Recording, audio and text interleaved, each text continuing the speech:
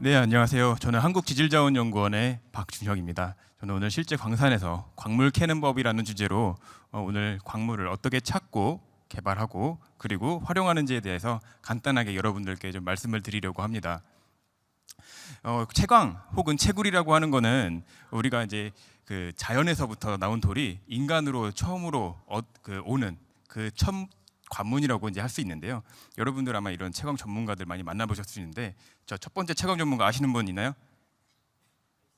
아, 네. 두 번째 채광 전문가 아시는 분?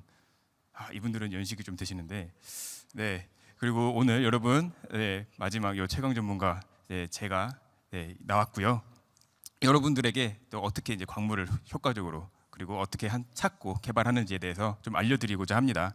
네, 지구상에는 다양한 광물들이 있는데요. 이것들이 그 전 지구적으로 고르게 분포되어 있지는 않습니다.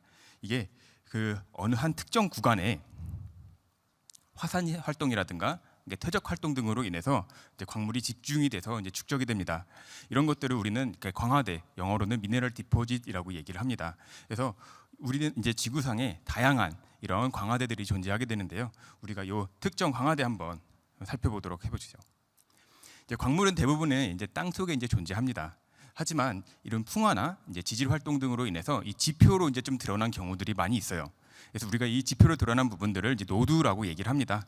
지질학자들은 이런 노두랑 이제 지질도들을 이제 활용을 해서 대략적으로 광물이 어디 있겠다라고 하는 위치들을 이제 파악을 하게 됩니다.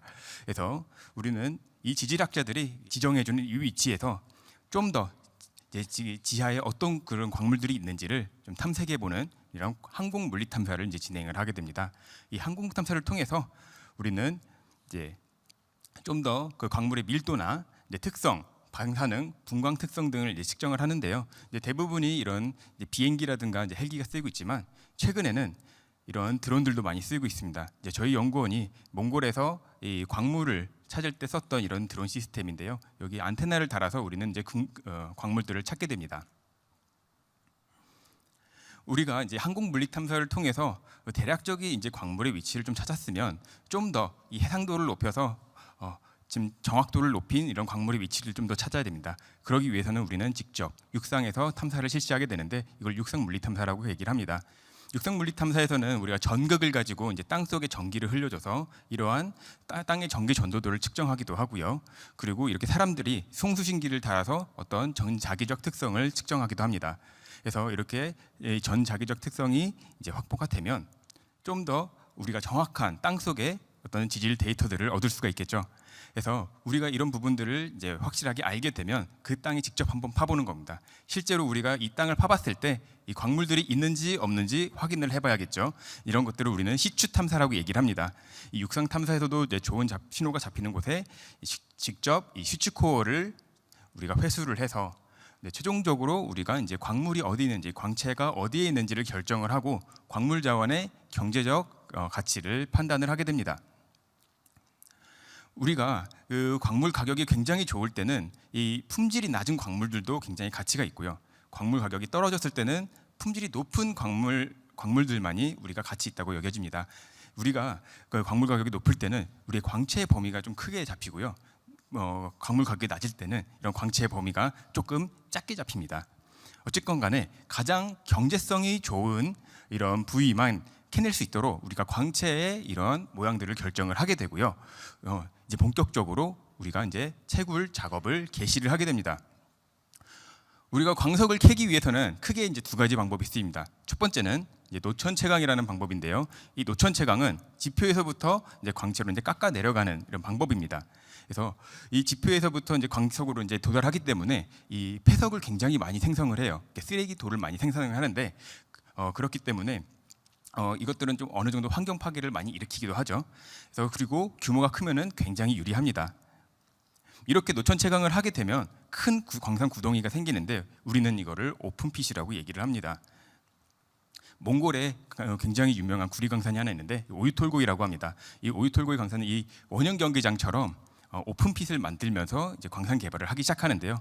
이 원형 경기장의 그 단이 있잖아요. 이 벤치 한 단이 약 15m입니다. 그리고 저 멀리 보이는 트럭 한 대가 지금 여기 보시는 이 강당 크기만큼 됩니다. 그래서 굉장히 큰 광산 장비들이 움직이고 있고요.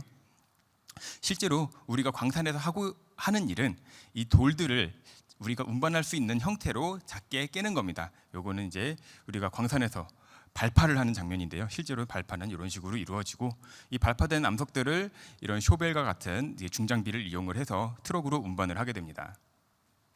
또 한 가지 방법은 지하 채광인데요. 우리 광석 내부로 직접 파고 들어가는 방법입니다. 우리가 이제 수직갱도라고 해서 이제 엘리베이터를 만든다거나, 혹은 우리가 지하 주차장처럼 램프웨이를 만들어서 직접 광석 내부로 진입을 합니다. 이때 우리가 이 광석 갱도의 맨 끝 이 부분을 막장이라고 얘기를 하는데요. 우리가 이 막장 인생 같은 얘기를 많이 들어봤잖아요. 이 막장이 바로 여기서 나온 겁니다.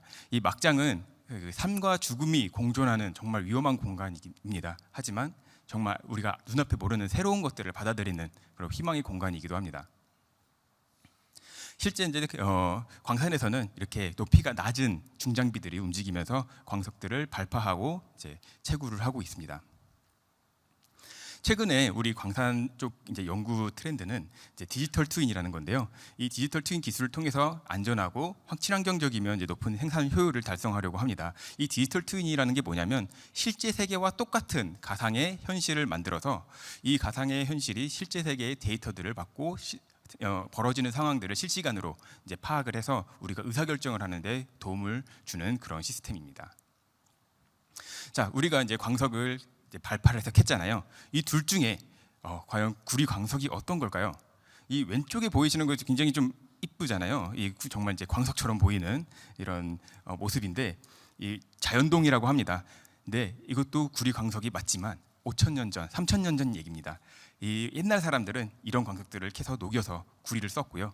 지금은 모두가 이런 오른쪽에 보시는 이런 형태의 광석들을 생산을 합니다.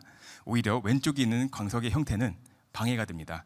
그래서 오히려 골칫거리가 되고 있고요. 이제 오른쪽에 보시면은 이 광석, 광물들이 돌 안에 점점이 박혀 있는 걸 볼 수가 있는데요. 이 돌 안에 이 광물이 이제 점점이 박혀 있는 거를 우리는 이 돌을 맥석이라고 하고요. 이제 안에 점점이 박혀 있는 거를 광석이라고 합니다.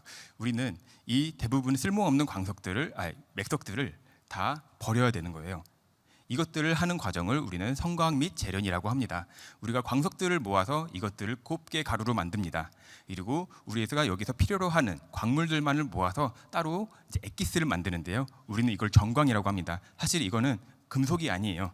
그래서 이 금속으로 만들기 위해서는 우리가 재련 과정을 거쳐야 됩니다. 이걸 녹여서 재련을 하든지 아니면 산이나 전기 화학을 통해서 그 금속 제품을 만들고 있습니다. 자, 우리 그 뉴스를 보면 최근에 이제 공급망 얘기를 많이 하잖아요. 이 공급망이라고 하는 거는 우리가 제품을 만들 때 이 제품의 원료 수급부터 제조를 하고 판매하는 것까지의 모든 일련의 과정들을 얘기를 합니다. 그리고 이 광산이라고 하는 것은 이 공급망의 가장 앞부분에 위치를 해 있습니다. 이 우리나라의 지금 전략산업, 배터리라든가 전기차, 그리고 뭐 반도체 같은 산업들은 그것들의 원료를 필요로 하고 있고, 우리는 그것들을 핵심 광물이라고 얘기를 합니다. 이런 핵심 광물들의 우리가 공급망을 안정적으로 확보하기 위해서는 이제 기술 개발에 혁신이 필요합니다. 그래서 많은 연구원 그리고 많은 연구자들이 이런 공급망의 안정화를 통해서 좀 더 친환경적으로, 좀 더 효율적으로 안전하게 그 광물들을 채굴할 수 있는 많은 기술들을 개발을 하고 있습니다. 네, 제 발표는 여기까지입니다. 감사합니다.